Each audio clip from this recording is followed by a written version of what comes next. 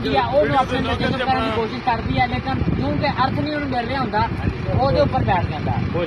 ਲੇਕਿਨ ਜਦੋਂ ਪਰਿੰਦਾ ਉੱਥੋਂ ਉੱਡਣ ਦੀ ਕੋਸ਼ਿਸ਼ ਕਰਦਾ, ਠੀਕ ਆ, ਹੁਣ ਪਰਿੰਦੇ ਦੀ ਕੋਸ਼ਿਸ਼ ਇਹ ਹੁੰਦੀ ਹੈ ਕਿ ਮੈਂ ਹਵਾ ਨੂੰ ਜਾਵਾਂ, ਬਿਜਲੀ ਦੀ ਕੋਸ਼ਿਸ਼ ਇਹ ਹੁੰਦੀ ਹੈ ਕਿ ਮੈਂ ਉਹਨੂੰ ਪਕੜ ਕੇ ਰੱਖਾਂ। ਠੀਕ ਆ ਜੀ।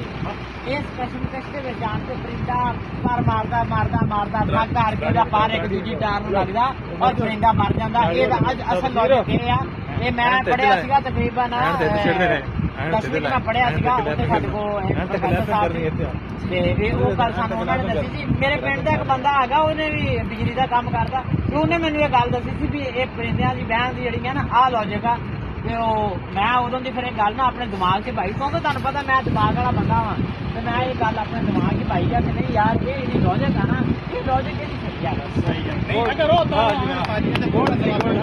ਇੱਕ ਹੋਰ ਸਵਾਲ ਸਾਡਾ ਇਹ ਹੁਣ ਜਿਹੜੀ ਹੈ ਤਾਰ ਹੈ ਇਹ 200 ਕਿਲੋ, ਹਾਂਜੀ, ਤੇ ਇਹ ਜਿਹੜੀ ਹੈ ਕਾਲੀ ਤਾਰ ਇਹ ਦੇਖਣਾ ਇਹਦੇ ਵਿੱਚ ਜੀ ਅੱਗੋਂ ਜਿਹੜਾ ਤੁਸੀਂ ਦੇਖਣਾ ਨਾ ਜੀ ਕਿਹੜੀ ਸ਼ਾਇਦ ਚਲਾਉਣੀ ਹੈ, ਇਹਦੇ ਵਿੱਚ 220 ਤੋਂ ਉੱਤੇ ਨਹੀਂ ਜਾ ਸਕਦਾ ਕਿਉਂਕਿ ਪਿੱਛੋਂ ਲੈਣ 220 ਦੀ ਆ ਰਹੀ, ਤੁਸੀਂ 1000 ਦੀ ਤਾਂ ਨਹੀਂ ਨਾ ਕੋਈ ਭੇਜ ਸਕਦੇ, 220 ਜਾ ਰਿਹਾ ਜੀ। ਲੇਕਿਨ ਫਰਕ ਕੀ ਆ ਹੁਣ ਇਸੇ ਜਿਹਦੇ ਉਹਦੇ ਅੱਛਾ ਕੀ ਫਰਕ ਹੈ? ਫਰਕ ਕੀ ਹੈ? ਐਸ ਬਿਜਲੀ ਉਸ ਬਿਜਲੀ ਚ ਫਰਕ ਕੀ ਹੈ?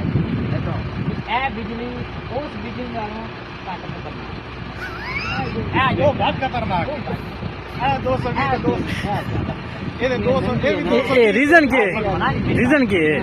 ਉਹ ਜਿਹੜੀ ਬਿਜਲੀ ਹੈ ਨਾ ਜੀ ਜੀ ਨੰਗੀ ਨਹੀਂ ਹੈ, ਹਾਂ ਬਿਜਲੀ ਨੰਗੀ ਹੈ ਜੀ, ਇਹਨੂੰ ਬੇਹਜ਼ਾਰ ਹੈ, ਇਹ ਬੇਹਜ਼ਾਰ ਬਿਜਲੀ ਹੈ। ਬਗੈਰ ਬਿਜਲੀ ਹੈ। ਮੇਰੀ ਗੱਲ ਦਾ ਮਜ਼ਾਕ ਸਰ, ਮੇਰੀ ਗੱਲ ਦਾ ਮਜ਼ਾਕ ਬਣਾ ਰਹੇ ਨਹੀਂ ਅੱਛਾ ਠੀਕ ਹੋ ਗਿਆ, ਸਹੀ ਹੋ ਗਿਆ। ਨਹੀਂ ਯਾਰ ਮਜ਼ਾਕ ਨਾ ਬਣਾਓ, ਉਹ ਨੰਗੀ ਨਹੀਂ ਹੈ। ਅੱਛਾ ਵੀਡੀਓ ਸਹੀ ਬਣਾਇਆ। ਉਹ ਜਿਹੜੀ ਨੰਗੀ ਬਿਜਲੀ ਹੈ ਨਾ ਜੀ ਉਹ ਨਹੀਂ ਇਹ ਕੰਮ ਕਰ ਸਕਦੀ। ਇਹ ਨੰਗੀ ਬਿਜਲੀ ਹੈ ਸਾਡੀ ਆ ਮਾਰ ਦਿੰਦੀ ਹੈ, ਇਹ ਬੇਹਜ਼ਾਰ ਬਿਜਲੀ ਉਹ ਹਯਾ ਵਾਲੀ ਵਾਪਰਦਾ ਬਿਜਲੀ ਇੱਜ਼ਤਦਾਰ ਘਰਾਣੇ ਨਾਲ ਤਾਲੁਕ ਹੁੰਦਾ, ਹੋਰ ਕਿਸੇ ਦਾ ਕੋਈ ਸਵਾਲ ਤੇ ਕੋਈ ਨਹੀਂ। ਨਹੀਂ ਆ ਸਾਰਾ ਮੇ ਹਾਂਜੀ ਇਹ 220 ਵਾਲਾ ਕਿਹੜਾ ਹੈ? ਜਿਹੜਾ ਜੀ ਆ ਉੱਤੇ ਜਿਹੜਾ ਲੱਗਾ। ਹਾਂ ਜੀ ਤੁਸੀਂ ਮੈਨੂੰ ਇਹ ਗੱਲ ਦੱਸੋ, ਇਹ ਗੱਡੀ ਹੈ ਜੀ, ਇਹਦਾ ਇੰਜਨ ਆ ਜੀ